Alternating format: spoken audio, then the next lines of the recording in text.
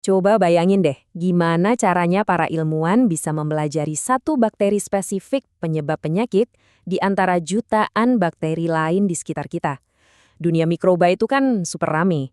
Nah, untuk bisa kenalan sama satu jenis aja, kita harus bisa misahin dia dari kerumunannya. Inilah yang bakal kita bahas hari ini, seninya mengisolasi mikroorganisme. Pertanyaan ini adalah inti dari mikrobiologi. Soalnya di alam itu nggak ada bakteri yang hidup sendirian. Mereka tuh selalu campur aduk. Bayangin aja kita mau mempelajari satu jenis ikan, tapi kita harus lihat seluruh lautan sekaligus. Wah, susah banget kan? Kita harus tangkep dulu satu ikan itu. Nah, di mikrobiologi, menangkap satu jenis bakteri ini disebut juga menciptakan biakan murni. Jadi, biakan murni itu apa sih? Gampangnya, anggap aja ini kayak cloning bakteri di lab. Kita ambil satu sel bakteri, terus kita biarin dia berkembang biak jadi jutaan, bahkan miliaran, sel yang semuanya identik. Sel-sel ini nantinya akan membentuk tumpukan yang bisa kita lihat, namanya koloni. Nah, dengan populasi yang murni ini, barulah kita bisa pelajari sifat aslinya tanpa gangguan dari bakteri lain. Ini tuh fondasi dari hampir semua hal yang kita tahu soal mikroba. Tapi, sebelum kita bisa memancing bakteri yang kita mau, kita harus pastikan kolam kita ini benar-benar bersih. Disinilah prinsip utamanya yang disebut teknik aseptik. Ini tuh serangkaian aturan ketat untuk memastikan gak ada penumpang gelap, mau itu mikroba dari udara, dari tangan kita, atau dari alat yang ikut-ikutan mencemari biakan kita. Untuk melakukan ini, kita butuh beberapa alat tempur khusus. Ada cawan Petri dengan media agar, anggap aja ini piring makan steril buat bakteri.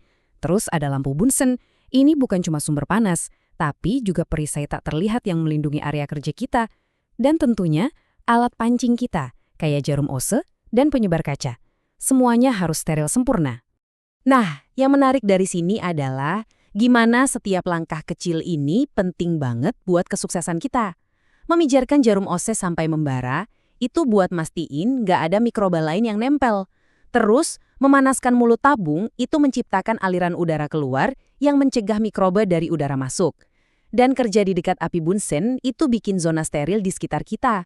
Ini semua kayak tarian presisi buat melawan kontaminan yang nggak kelihatan. Oke, setelah kita menguasai teknik aseptik, kita siap buat memancing. Ada 3 metode utama nih untuk ini.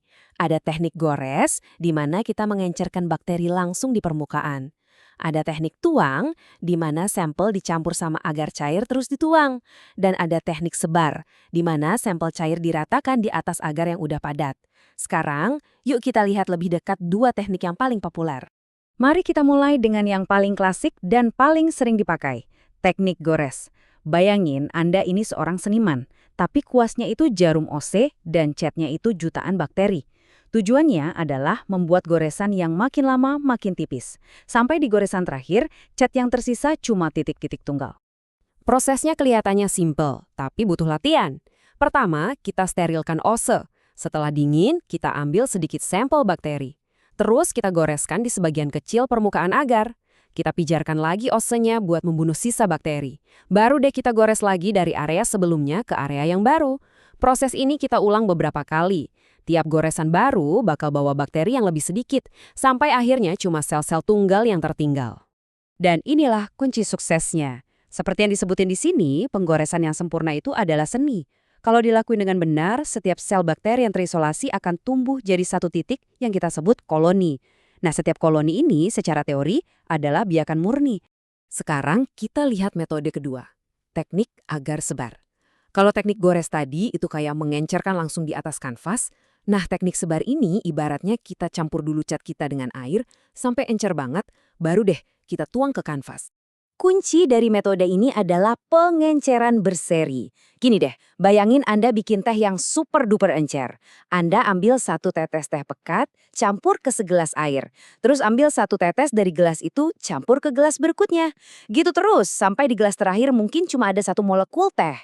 Prinsip yang sama persis berlaku buat bakteri, konsentrasinya turun drastis. Setelah kita dapat konsentrasi yang cukup rendah, kita ambil sedikit aja, biasanya 0,1 ml, terus kita teteskan ke permukaan agar. Kemudian pakai penyebar kaca yang steril, kita ratakan cairan itu ke seluruh permukaan agar. Tujuannya supaya sel-sel bakteri yang jumlahnya udah sedikit, itu tersebar merata dan kepisah satu sama lain. Slide ini dengan jelas banget nunjukin beda intinya. Teknik gores itu bagus buat isolasi cepat dan nggak butuh banyak bahan, tapi hasilnya sangat bergantung sama keahlian tangan. Sementara itu, teknik sebar walaupun butuh persiapan lebih dengan pengenceran, prosedurnya lebih standar dan hasilnya nggak cuma mengisolasi koloni, tapi juga bikin kita bisa ngitung jumlah bakteri awal di sampel. Setelah kita menanam bakteri kita, baik dengan teknik gores atau sebar, pekerjaan kita belum selesai loh. Sekarang, saatnya kita bersabar. Sel-sel tunggal yang nggak kelihatan itu perlu dikasih makan dan ditaruh di lingkungan yang nyaman biar mau tumbuh jadi koloni yang bisa kita lihat. Inilah tahap inkubasi. Kondisi pertama adalah suhu.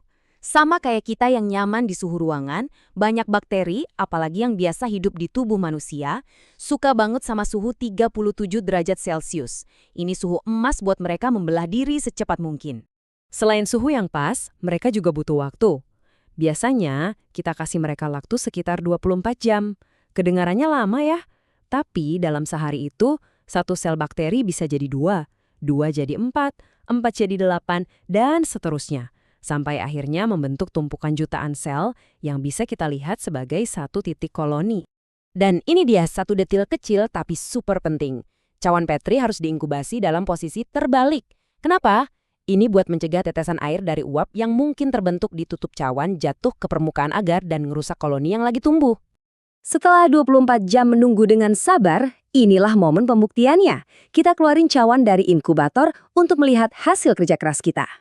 Dan ini dia pemandangan yang selalu ditunggu-tunggu setiap ahli mikrobiologi.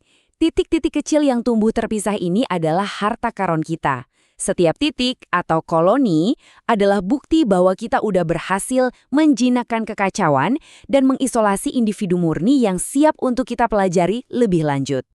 Dan ini membawa kita ke pertanyaan penutup yang lebih besar. Sekarang setelah kita punya isolat murni ini, pintu menuju dunia baru udah terbuka. Kita bisa identifikasi spesiesnya, uji kepekaannya sama antibiotik, pelajari genomnya, atau bahkan manfaatin kemampuannya buat industri. Jadi, dari satu koloni kecil, rahasia apa yang akan kita ungkap selanjutnya? Terima kasih sudah menyimak.